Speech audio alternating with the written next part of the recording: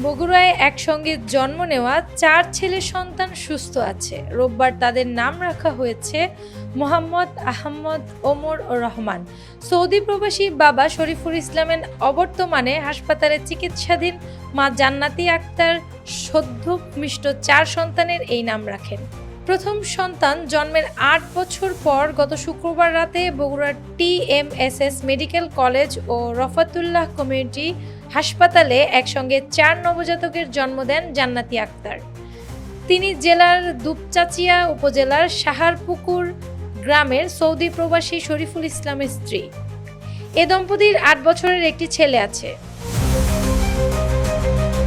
Caesarean অপারেশনের মাধ্যমে জন্ম নেওয়া 4 নবজাতক ও মা সুস্থ আছেন বলে জানিয়েছেন হাসপাতালের প্রশাসনিক প্রধান TMSS এর উপনির্বাহী পরিচালক মতিউর রহমান। তিনি বলেন, 8 বছর পর জান্নাতি দ্বিতীয়বারের মতো গর্ভধারণ করেন।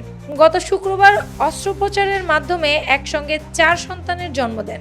প্রসূতি বিভাগের সহযোগী অধ্যাপক মনোয়ারা খাতুন তার অস্ত্রোপচার করেন।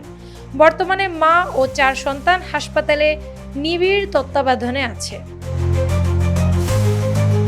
মা জান্নাতি আক্তার গণমাধ্যমকে বলেন, তার স্বামী কয়েক বছর ধরে সৌদি প্রবাসী। গত বছর তিনি সৌদিতে ওমরা করতে যাওয়ার পর স্বামীর সঙ্গে থেকে দেশে ফেরার পর অন্তঃসত্ত্বা হন। শুক্রবার বিকেলে প্রসব বেদনা অনুভব করলে তাকে হাসপাতালে নেওয়া হয়।